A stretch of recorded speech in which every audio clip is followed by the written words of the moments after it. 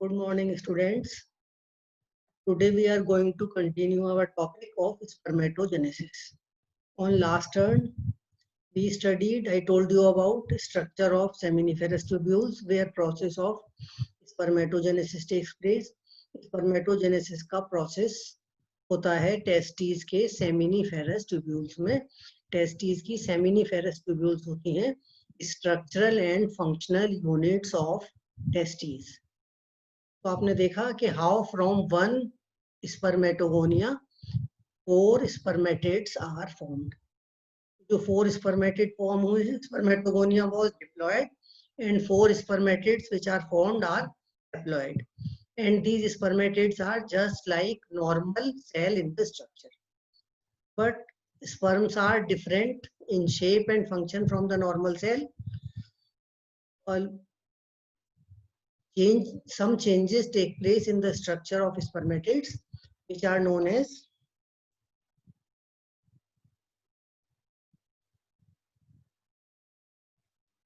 metamorphosis or spermiosis or spermatoliosis.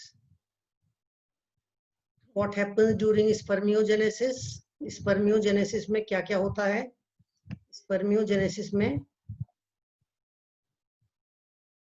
जो spermatid है वो मेटामॉर्फोस होता है, वो बनता है फ्रॉम राउंडेड स्पर्मेटिड और ये चेंज हो जाता है into elongated motile light flagellated sperm.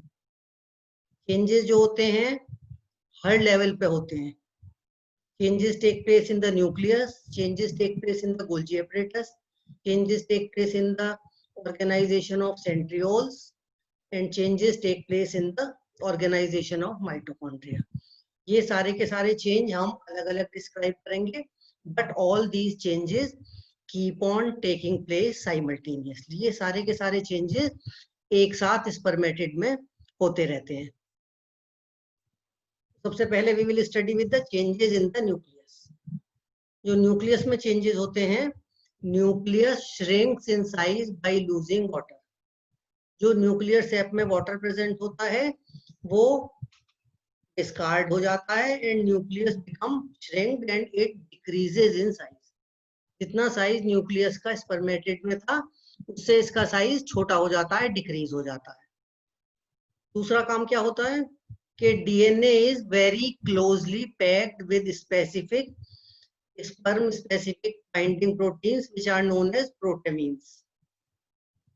जो प्रोटेमीन्स है स्पर्म स्पेसिफिक प्रोटीन्स होती हैं, इनके साथ DNA बाइंड करता है and histone proteins are lost. Histone protein lost हो जाती हैं और DNA प्रोटेमीन्स के साथ बहुत क्लोजली बाइंडेड हो जाता है. All these things cause reduction in the weight of sperm and it enhances motility. जब weight कम होगा तो sperm आसानी से मूव कर सकेगा, लाइट होगा.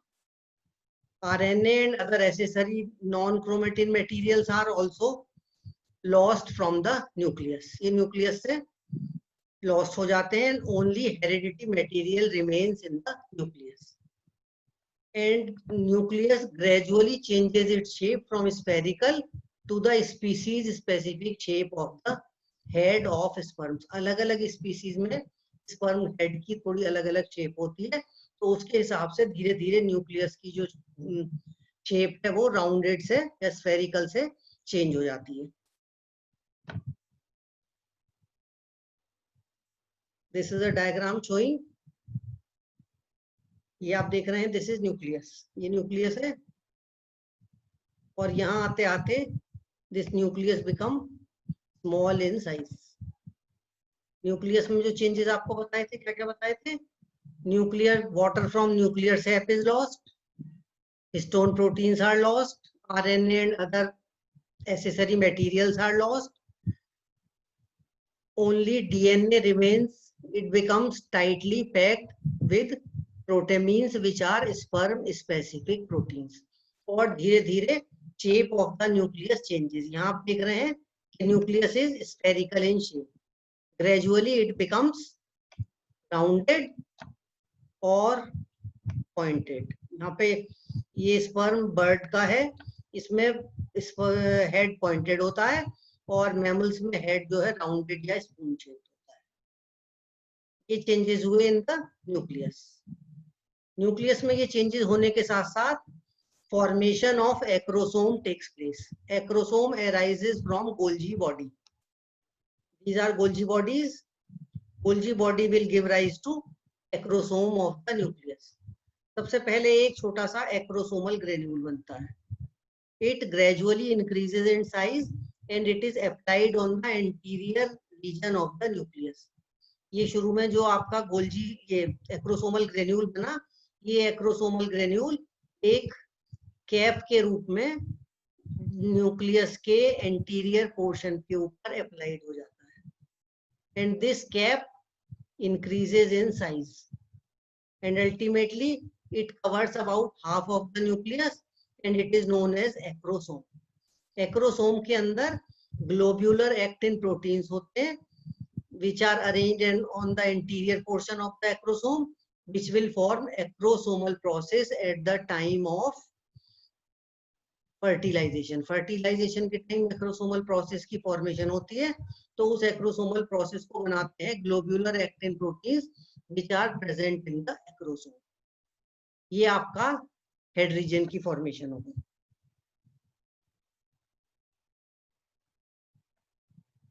Then changes also take place in centrioles. There are 2 centrioles, 2 centriole होते हैं। इसमें से जो प्रॉक्सिमल सेंट्रियोल है, पास वाला centriole, it comes to lie beneath the nucleus. Nucleus के नीचे एक डिप्रेशन जैसी स्ट्रक्चर बन जाती है, उसमें आपका ये प्रॉक्सिमल सेंट्रियोल लॉज्ड हो जाता है। और distal centriole it lies at the right angle to the proximal centriole और ये इसका जो एक्सेस होता है it coincides with the longitudinal axis of the spermatozoa। जो spermatozoa की लंबाई होती है, इसका longitudinal axis है, उसके परपेंडिकुलर होता है आपका proximal centriole। Then changes take place in mitochondria also। mitochondria में changes होते हैं, जितनी भी mitochondria present होती हैं साइटोप्लाज्म में, all these are concentrated beneath the nucleus। Nucleus के नीचे सेंट्रियोल्स के चारों तरफ ये माइटोकॉन्ड्रिया कंसंट्रेटेड हो जाती हैं and ultimately diffuse and these are spirally packed around the axial filament of the sperm और ये हो जाती हैं स्पाइरली ट्विस्टेड होकर in the form of a sheath which sheath is known as nebenkern. This is the sheath of mitochondria. ये mitochondria हैं सारे cytoplasm में फैली हुई। पहले देखिए ये सेंट्रियोल, दीज आर सेंट्रियोल्स, ये प्रॉक्सिमल सेंट्रियोल, ये डिस्टल सेंट्रियोल।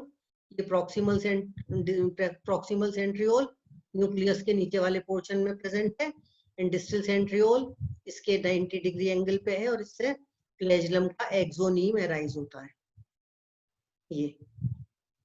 ये जितने भी माइटोकॉन्ड्रिया हैं they keep on concentrating in the middle piece। ये मिडिल पीस में यहाँ पे माइटोकॉन्ड्रिया कंसंट्रेट हो रही है और ये मिडिल पीस में चारों तरफ ये स्पाइरली ट्विस्टेड हो गई। इस तरह से ये माइटोकॉन्ड्रिया ने शीथ बना ली in the middle piece of the sperm.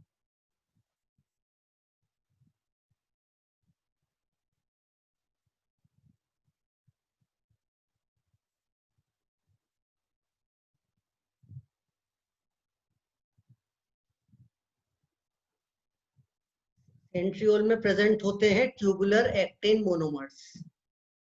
These actin monomers they condense to form the flagellum। और जो फ्लैजेलम का प्रॉक्सिमल रीजन होता है it is known as axoneme and it is in the middle piece of the sperm associated with mitochondria. जो sperm का middle piece है उसमें centre में प्रेजेंट है centrioles, proximal centriole, distal centriole. Distal centriole के tubular actin monomers बनाते हैं flagellum, flagellum का एक्सोनीम और इसके चारों तरफ स्पाइरली कंडेंस्ड होती हैं mitochondria. Gradually this extra cytoplasm is lost.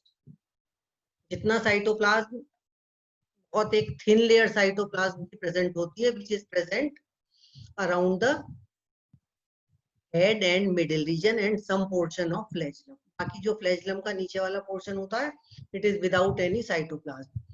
ये चारों तरफ साइटोप्लाज्म की थिन लेयर रह जाती है, बाकी जो रिमेनिंग साइटोप्लाज्म है, it is lost in the form of droplets. और जो ये साइटोप्लाज्म की थिन लेयर होती है, it is known as mechete. When these changes are taking place, there are sperm binding proteins known as bindin. These are presented on the surface of sperm. ये sperm की surface पे आ जाते हैं bindin proteins. This will help in recognition of the egg by the sperm of the same species. ये bindin protein egg और sperm के बीच में binding help करेगी, से एक species, same species के sperm और egg के बीच में. ये शो करा है मूवमेंट साइटोप्लाज्म का. This is normal cytoplasm. When spermatids is being transformed into spermatozoa, ये साइटोप्लाज्म जो है एक साइड को कंसंट्रेटेड होता चला जाता है, अल्टीमेटली ये लार्ज ड्रॉपलेट के फॉर्म में ड्रॉप हो जाता है. When mature sperm is release from the spermatid, then there is no extra cytoplasm और इसकी सरफेस पे binding proteins are presented. So this is the process of spermiogenesis or metamorphosis of sperm. Cell-like spermatid is transformed into thin and motile sperm or spermatozoa. Now we will study the structure of sperm. Sperm consists of three parts: head, middle piece and tail. Head की जो shape है ये vary करती है from species to species. Shape of head is spoon shaped or triangular in man and other most mammals. In rat, it is bifurcated. In frog, this head is pointed. In birds also, head is pointed. Head consists of, जो main part है head के, these are acrosome and nucleus. Acrosome is a cap-like structure on surface on the anterior region of nucleus. It is formed from Golgi elements. And it is also called perforatorium because it perforates egg membrane for the process of fertilization. Acrosome contains sperm lysins or tissue dissolving enzymes which help in the penetration of sperm through the egg membrane. Acrosome में जो sperm lysins present होते हैं, ये sperm lysins egg की surface पे release हो जाते हैं when sperm comes in contact with the egg, and these sperm lysins they dissolve plasma membrane and other membranes of the egg. Egg के ऊपर जो different membranes होती हैं उनको ये dissolve करने का काम करते हैं. Then there is nucleus present in the head, which is main constituent of the head. It lies beneath and behind the acrosome. And major part of the head is occupied by the nucleus. Nucleus contains gene. Nucleus contains haploid set of chromosomes, and these genes help in the transmission of heredity information from one generation to next generation. And nucleus and acrosome both are covered by a thin layer of cytoplasm and cell membrane. This is the shape of sperm of frog. ये acrosome है, ये nucleus है, pointed इसका head है, ये वाला portion इतना head है, इसके अंदर ये न्यूक्लियस है. This is sperm of a bird, fowl, and this is human sperm. It is spoon shaped. ये आपका न्यूक्लियस है, ये सेंटर में न्यूक्लियस है, ऊपर इसके कैप लाइक एक्रोसोम है, चारों तरफ थिन लेयर ऑफ साइटोप्लाज्म है and plasma membrane. Then next part of sperm is known as middle piece. In mammals, it is larger than the head. In some species, middle piece is smaller than the head. Upper most portion है middle piece का, it is slightly constricted and it is known as neck. Middle piece के जो constituents हैं, these are mainly centriole and mitochondria. Centrioles are two, one is proximal centriole and other is distal centriole. Proximal centriole will enter in the egg along with the nucleus of the sperm and it will initiate cell division in the egg. Egg में जो cell division sperm की entry के बाद start होता है वो initiate होता है by the entry of proximal centriole from the sperm. दूसरा होता है distal centriole. It is slender thread-like axial filament. Axial filament distal centriole से बनता है और इसी के साथ attached रहता है. Then there are mitochondria in the middle piece. They form a spiral sheath around the basal part of the axial filament. और माइटोकॉन्ड्रिया आपको मालूम है कहलाती है power house of the cell. तो यही फंक्शन माइटोकॉन्ड्रिया स्पर्म में करती हैं. They contain oxidative phosphorylation enzymes and they provide energy for the movement of flagellum. Flagellum के movement से sperm move करता है fluid liquid medium में swim करके जाता है up to the egg. तो ये जो मूवमेंट है इसके लिए एनर्जी प्रोवाइड करती है mitochondria by oxidative phosphorylation. And thin layer of cytoplasm around head and mitochondria is known as mechity.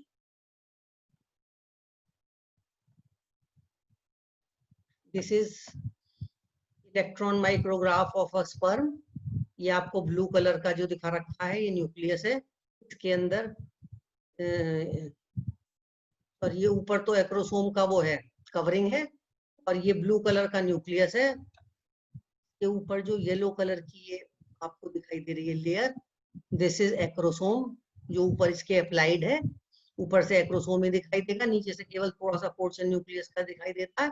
Otherwise जो न्यूक्लियस का इंटीरियर पोर्शन है इट इज कवर्ड बाय कैप्टाइक एक्रोसोम और इसके बाहर चारों तरफ very thin layer of cytoplasm and outermost layer is plasma membrane और सेल मेम्ब्रेन. इसके बाद this portion is middle piece. Middle piece में जो पहला कंस्ट्रक्टेड पोर्शन है दिस इज नेक. इसमें सबसे ऊपर की तरफ जो जस्ट beneath the nucleus है this is proximal centriole. ये distal centriole है जिसके साथ attached हैं exoneme fibers of the flagellum और tail of the sperm. और ये exoneme के चारों तरफ spirally arranged mitochondria हैं these and these. ये आप ये थोड़ा सा पोर्शन दिखाया डायग्राम का. This is full diagram.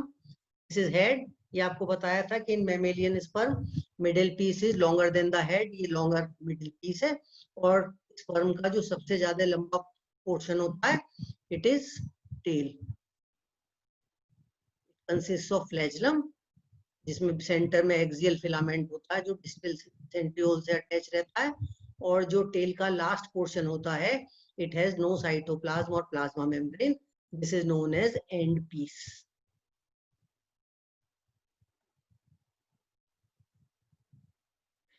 Sperm moves with the help of flagellum or tail. Flagellum और tail मूव करती है. फ्लैजिला लाइक मूवमेंट होते हैं और स्पर्म केवल लिक्विड मीडियम में ट्रेवल कर सकता है. अगर मीडियम ड्राई होगा तो it will not be able to move.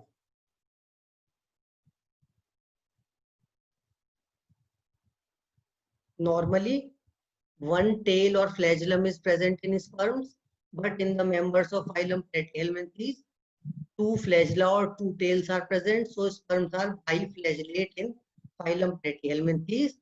And in Ascaris sperms are amoeboid. Sperms move by amoeboid movement. This is scanning electron micrograph of human sperms.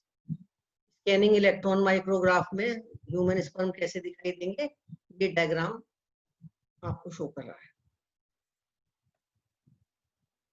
The process of spermatogenesis is controlled by hormones, certain hormones. कुछ hormone है जो spermatogenesis के process को regulate भी करते हैं और control भी करते हैं.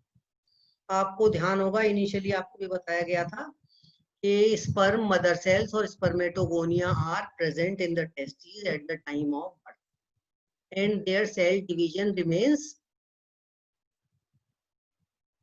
Suspended in G1 stage of cell division, और ये जो ब्लॉक है it is removed at the time of puberty और sexual maturity.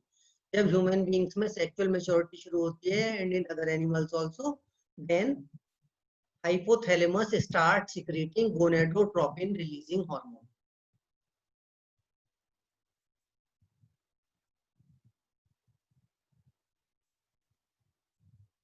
This is hypothalamus. Hypothalamus secrete करता है gonadotropin releasing hormone. ये gonadotropin releasing hormone it stimulates anterior pituitary to secrete FSH, follicle stimulating hormone and luteinizing hormone. Puberty के time hypothalamus activate हो जाता है and it start secreting gonadotropin hormone. Gonadotropin hormone stimulates anterior lobe of pituitary to secrete follicle stimulating hormone and luteinizing hormone.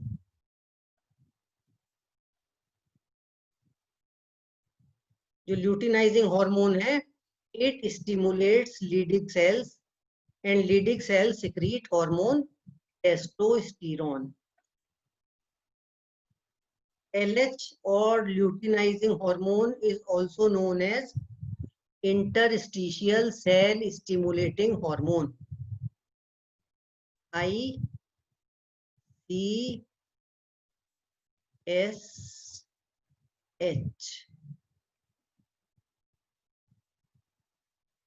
Interstitial cell stimulating hormone same hormone है. Usually in females it is known as LH, luteinizing hormone, and in males it is known as ICSH, interstitial cell stimulating hormone, because Leydig cells are present in the interstitial space of seminiferous tubules and these are also known as interstitial cells. तो इस hormone को ICSH भी कहते हैं. ICSH और LH directly stimulates Leydig cells to secrete hormone testosterone. Leydig cells secrete करती हैं hormone testosterone.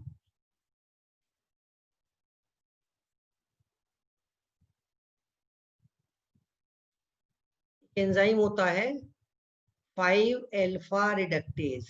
It converts testosterone into its more active form, dihydroxytestosterone.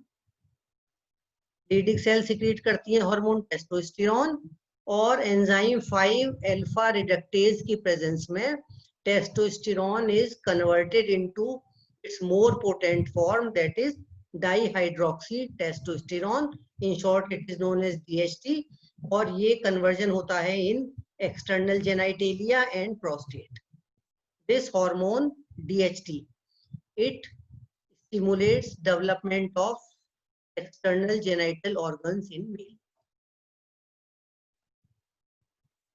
Now second hormone of anterior pituitary is FSH or follicle stimulating hormone.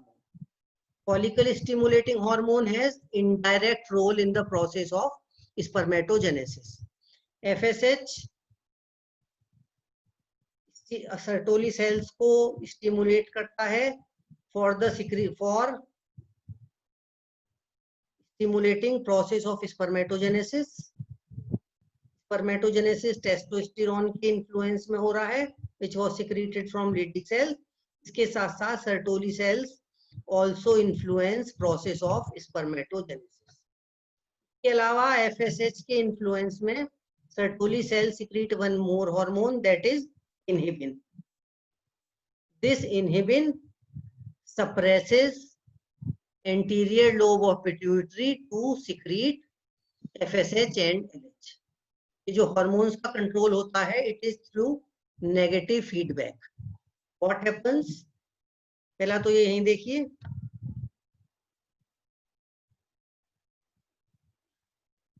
Hypothalamus ने stimulate करा pituitary को, pituitary ने FSH hormone secrete करा, इसने stimulate करा Sertoli cells को to secrete inhibin.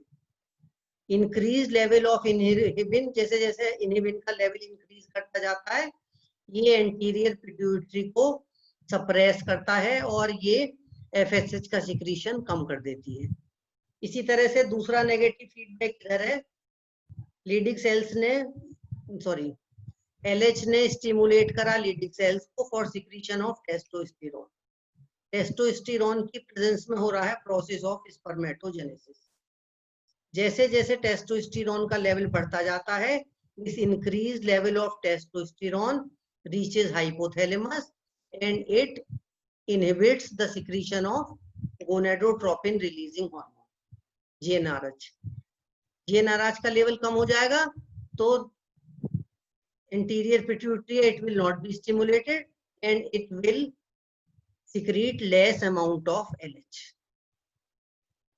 जब testosterone का हार्मोन लेवल कम हो जाएगा इन कारणों से, then again hypothalamus will start secreting gonadotropin releasing hormone and then more amount of LH and FSH will be secreted.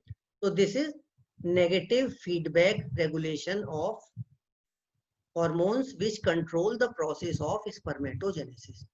Spermatogenesis का process डायरेक्टली तो controlled होता है बाय टेस्टोस्टेरोन और इनडायरेक्टली कंट्रोल होता है ये सारे हार्मोन जो इसमें इन्वॉल्व हैं, that is gonadotropin releasing hormone, luteinizing hormone, FSH. All these hormones indirectly control the process of spermatogenesis. This is a diagrammatic view of negative feedback regulation of testosterone. जब testosterone का level कम हो गया, hypothalamus will stop or decrease the production of gonadotropin releasing hormone. जब gonadotropin releasing hormone का level कम हो जाएगा तो pituitary will secrete less amount of FSH and LH and there will be less amount of testosterone. जब testosterone का amount कम हो जाएगा तो फिर से ये hypothalamus will be stimulated to secrete more gonadotropin releasing hormone. मैंने आपको बताया था कि sperms can move only in the fluid medium. So fluid medium for the movement of sperms is provided in some amount by testes, mainly by seminal vesicles and prostate gland. ये जो gland है, these are accessory glands which are associated with male reproductive organs. Testes का secretion इसमें mainly sperms होते हैं, seminal vesicle का secretion plus prostate का secretion plus bulbourethral glands का secretion. These are collectively known as semen.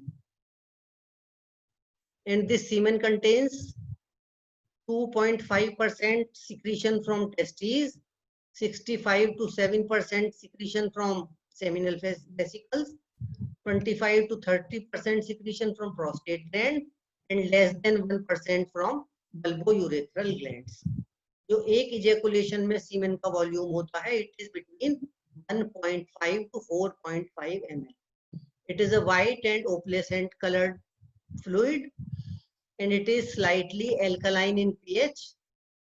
And this 1.5 to 4.5 ml amount of semen contains about 100 to 125 million sperms. 1 ml semen में 100 to 125 million sperms present होते हैं. And semen comes out from the body through, you can say the pathway of sperms. From testes, they go to epididymis. From epididymis to vas deferens. From vas deferens to ejaculatory duct, and then comes out from the body through urethra. Ejaculation is the discharge of semen from the penis. It is discharged at the time of sexual act. During copulation of male and female, male ejects sperm or semen. This process is known as ejaculation. Now we have studied the process of spermatogenesis, spermiogenesis, how hormones control this process. So what is the significance? Why so much complicated processes take place in the body? सबसे पहला significance, during spermatogenesis, number of chromosomes becomes half. Spermatogenesis के time special type का cell division होता है, meiosis और meiotic cell division और reduction division, इसमें chromosomes का नंबर हाफ हो जाता है. This process helps in maintaining the specific chromosome number of each species. Her species का जो specific constant chromosome number है, that is maintained only by the process of gametogenesis. Gametogenesis में gametes में chromosomes का number half हो जाता है, and after gametogenesis, when fertilization takes place and there is fusion of male and female gamete, then again number of chromosomes become double. That is number of the chromosomes present in that particular species. Then during spermatogenesis, meiosis takes place. Meiosis होती है, meiosis में pairing of chromosomes takes place, and during this pairing, process of crossing over takes place. In crossing over, physical exchange of parts of chromosomes takes place between homologous chromosomes. Meiosis में chromosomes की pairing होती है और जो homologous pair of chromosomes है उनके बीच में parts का फिजिकल एक्सचेंज होता है. It brings about change in the position of genes and it causes variation. तो इससे स्पीसीज में वेरिएशन आती है. And as a result of spermiogenesis, the non motile spermatid is converted into highly motile sperm, which ensures that sperm will travel towards egg and fertilization will take place, which will ensure continuation of the species. दो gametes हैं, उनमें से gametes को पास पास आना है तो fertilization का process होगा. Because sperm is formed in such way that it is very light and highly motile, तो sperm travel करके egg के पास तक जाता है, fertilization होता है. फर्टिलाइजेशन होने के बाद जाइगोट की फॉर्मेशन होती है, and from zygote new individual develops. This process ensures continuation of the species. So this is all about the process of spermatogenesis. For preparation of this study material, these books were consulted: Chordate Embryology by Belinsky, Embryology by Patton, Developmental Biology by Gilbert, Developmental Biology by Twyman, and some material and photographs were taken from the internet. This is all for today. Thank you.